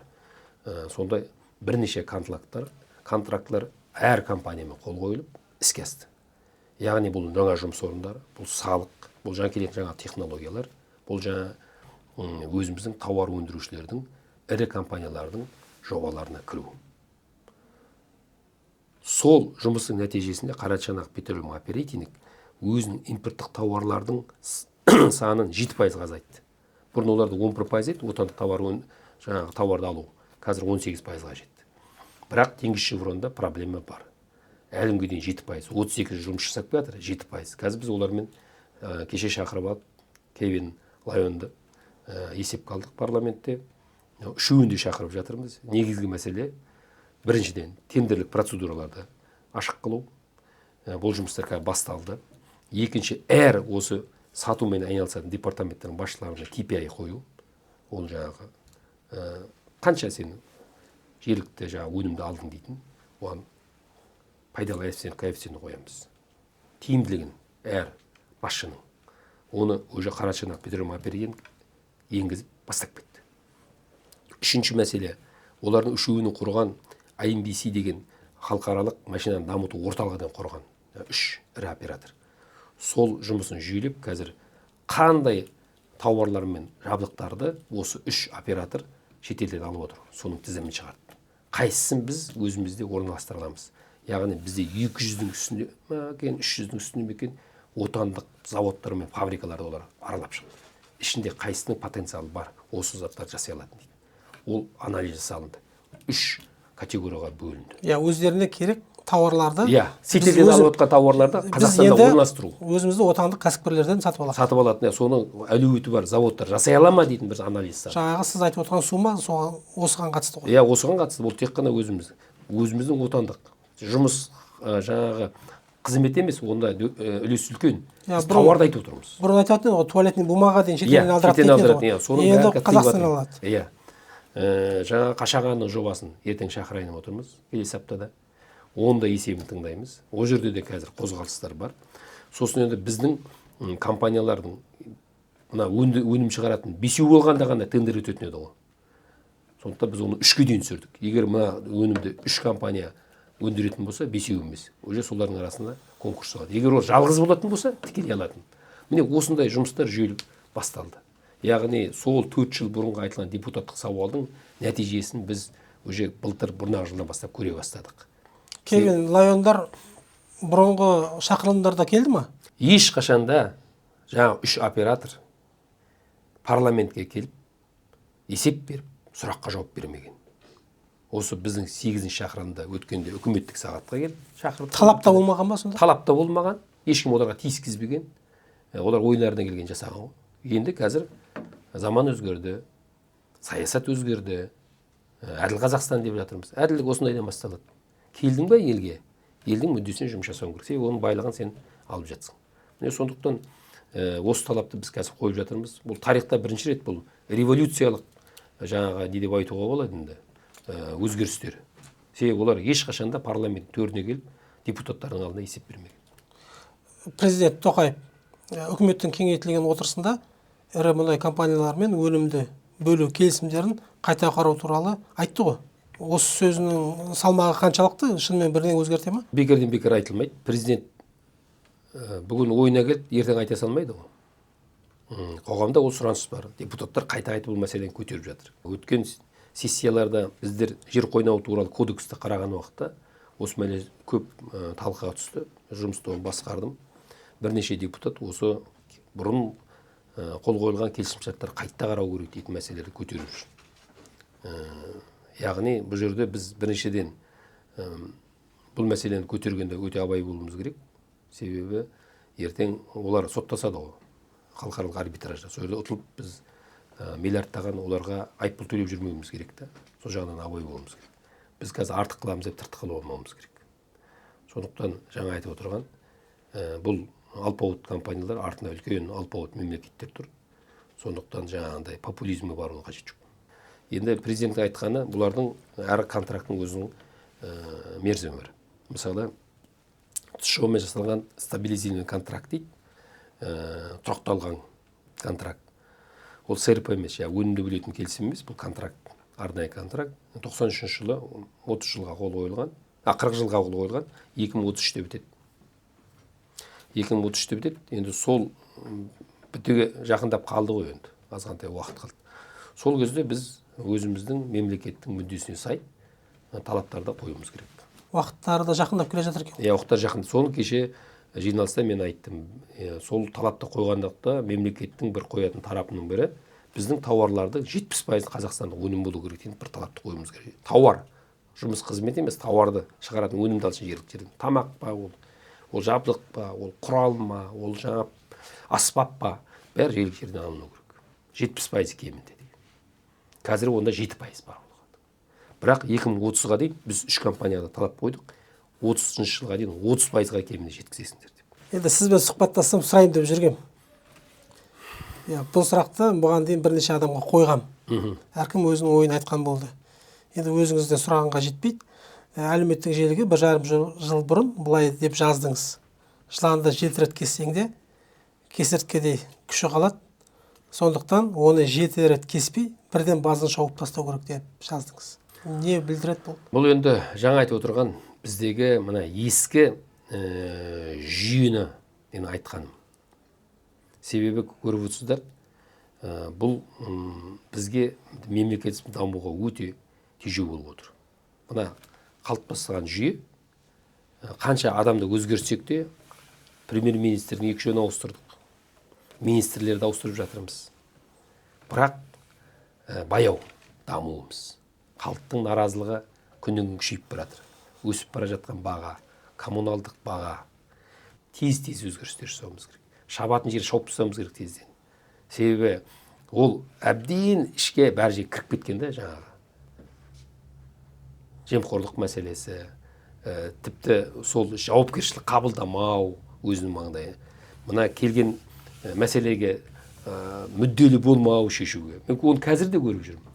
Былай қараса тым жақсы жігіттер, елдің мәселесі келген уақытта айтсаң, жүреді. Бір қана кейс айтайын. Мына шетелден келген үлкен фуралар бар ғой, соның басын тастайды да, мысалы Түркиядан келген, біздің қазақ компаниялары тіркеп алады, ары қарай алып кетеді. Сол мәселені біреулер дұрыс емес деп, жаңағы шектеп тастаған. Уақыты кеше бітті. 3 жыл жұмыс жасап. Енді бізге Маңғыстаудың 500 кәсіпкер шықты. Біздің нәпақамыз сонымен тауып отырдық. Алып келді, біз басын ауыстырдық та, өзіміз қазақстандық тигаш тіркедік те, Астанаға, Қостанайға апарамыз дейді. Енді соны тыйым салып жатыр да. Оны бір мүдделі топтар соны істеп жүрді. Оны кезінде алып тастаған кезде бізде 31%, 15%-ға ма, точно есімде жоқ, 31%-ға ма төмендеп кеткен. Жаңағы тауар тасымалдау. Енді бұлар қайттан жаңағы біздің өзіміздің Қазақстандық тигачтарды қосқан кезде ол показатель көтерілген. Көлік министрлігі бізді қолдап отыр. Мен Қарабаевтың өзімен сөйлестім. Ол кісі айтып отыр, едеке бұл дұрыс біз ары. Енді ұлттық экономика мен қаржы министрлігі қарсы. Біз жиналыс жасап, мен жігіттерге айтамын ғой, халық жұмыс жасап жатыр. Ешқандай мемлекетке зиян келіп жатқан жоқ, пайда келіп жатыр. Салық түсіп жатыр. Жаңа грузооборот көбейіп жатыр. Сендер неге мынаны жасамайсыңдар десем, дұрыс аргумент жоқ та. 2 министрлік қарсы, 1 министрлік жаңағы соны қолдап отыр, біздің кәсіпкерлерді. Сол итір қылжың болып жүрді. Енді кәсіпкерлер қарсы етіп, жаңағы завод ұстап кірсе бет, жаңағы 2 министрлік қол қойып берді, келісіп. Не зат мынау сонда? Сондай заттар көп та, ол тек қана мен біреуін айтып отырмын. Ол энергетика саласында, басқа өндіріс саласында, әлеуметтік салада осындай бір жатқан бір жаңағы бюрократия, отырған кішкентай чиновник, бір маман, бір бөлімнің бастығы, бір басқарманың бастығы сондай мәселелердің бәрін бүйтіп жаңа бюрократиялық нелер қойып, шлагбаумдар қойып жұмыс жүргізбей отыр. Кәсіпкер жұмысын дөңгелеткісі келеді, андай кедергі. Мына жерде бір жаңа үлкен инвестор жобасы келеді, ана жерден кедергі. Әрине біз дами алмаймыз. Бір соның бәрін құртатын бір жаңағы жетелейді кесіп жүргенше жыланды. Ол айтып отырмын, кесірткеде күші қалады, ана күші да анау істеп отқан. Енді жыланның басын шабу керек қой енді. Шабу керек, мен сол жаздым ғой. Әлі шабылған жоқ. Жыланның басы кім? Бұрынғы жасалынған, бұрынғы билік кезінде жасалынған жүйе ол өзінің ресурсын бітірді жасап. Ол енді бізді дамытуға емес, бізді ары қарай дамытуымызға кедергі болып тұрған жаңағы не болып тұр. Үлкен барьер болып тұр да. Қазір мені апарып қоян, сізді апарып қойсын, ол ары қарай жүрмейді. Себебі ол жаңағы айтып отқан Запорожец, ол Caterpillar'ın жұмыс жасай алмайды. Немесе Mercedes'in жұмысын жасай алмайды. Себебі ол Запорожцы алып тастауымыз керек. Орнына Mercedes'ті қоюымыз керек. Немесе BMW-ны қоюымыз керек. Мен бұлай қарапайым түсіндірген оқты. Біз ана жерге Запорожға Шумахерді апарып отырғызып қояқшы. Мықтай дейтін жаңағы Формула 1-ның маманы. Ол Запорожцы айдай алмайды ғой андай жылдамдықпен, андай маневрмен. Себебі ол Запорожец бар болған 80 км/сағатпен жүреді. Мен айтып жүргенім сол. Маманды да өзгертейік, жүйені де өзгертейік деп. Болмайды мына жүйе деген бізді ары қарай дамытпайды. Бар, ана зормен өзгерттік, мына заң қабылдадық, бүйтіп жатырмыз. Бірақ жергілікті жерде барсаң ауылға, елге айтып отыр, қайда өзгерістер, қайда жаңа Қазақстан, қайда әділ Қазақстан, әлі күнге дейін жемқорлық, әлі күнге дейін жаңағындай әртүрлі сылтау тауып, жобаларды өткізбеу, әділдік іздеп сотқа барады, соттан әділдік таба алмайды. Ал осының бәрі мына қалыптасқан жүйенің жұмыс жасамайды көрсетті. Мына төменгі орта буын биліктің өзі әбден жаңағы көргенсіз болған ғой, жаңағы жемқорлыққа батқан. Сонымен өмір сүріп жатыр. Иә. Соларға ыңғайлы. Бұларға бір үлкен пәрмен керек қой. Пәрмен мына білмеймін енді осы қалай өзгерту керек екен, бар енді ойлар. Оны бұл жерде қазір мен ашық айтпай-ақ қояйын. Егер президент шақыратын болса, мен айтып беремін. Байқаймын да, сізге оқтын-оқтын ақпараттық шабуылдар жасалып тұрады. Эйр Астананың басшысы Фостерге ашына айтқан сөзіңізді де сансаққа жүгіртті. Өзіңіз білесіз оны. Сонымен қатар телеграм каналдардың бірінде президент әкімшілігінде бұрын басшы болған Аслан Мусин, Еділ Жаңбыршиннің кірешасы, саяси мансабының карьерасында соның рөлі ерекше болған деген ой жазылды. Бизнесте болған кезіңізге де тасататындар бар. Бұл шынымен де ақталатын жайттар ма? Әлде желдің қайдан соқып тұрғанын білесіз ба? Бұрынғы жүйе олигополия, олигархтарға ұнамайтын заңдар қабылдаймыз, нормалар береміз, жаңағыдай жобаларды жасаймыз. Импорт алмастыруға байланысты көптеген жаңағы оң өзгерістер жасап жатырмыз. Шетелдік компаниялар шақырып алып, бұрын әй дейтін әжесі жоқ, қой дейтін қожасы жоқ жүрген, белінен әр затты белінен басып жүрген сондай алпауыттарды шақырып, халықтың жаңа қалаулыларының алдына есеп бергізудің керек. Солардың жаңа айтып отқан төбесінде отырғандарға, солардың мүдделес сыбайластарына ұнамауы мүмкін бір. Екіншіден, жаңағы парламентке келген уақытта оқыс сұрақтар қою, критика айту, Фостерге де қатысты айтылған критикалардың бәрі, ол солармен жаңа аужаласқандарға, солардың қорғап жүрген, қолпаштап жүргендеріне де ұнамауы мүмкін. Сосын енді адамда қызғаныш деген болады. Өз жете алмағасын біреудің істеп жатқанын көре алмайды. Ондай да факторлар бар ғой, таза адами. Сосын енді жалпы біз енді осы қазіргі президенттің саясатын жүргізіп жүрген адамдарымыз. Ол кісінің көптеген өзгерістер жасағысы келіп, жаңа бағытқа бұрғысы келіп, қимылдар жасап жатыр. Ол да біреулерге ұнамайды. Ұнамайды, бұрынғыларға ұнамайды. Себебі олар өздерінің жем жеп отқан астауларынан, немесе бұрынғы өздеріне келіп жатқан май-шелпектерден айырылып жатыр. Өздерінің бұрынғы схемаларынан айырылып жатыр. Сосын біз лудоманияға қарсы заң шығардық, вейпке қарсы заң шығардық. Оның бәрін артында үлкен миллиардтаған ақша тұр ғой. біліп отырсыз ба?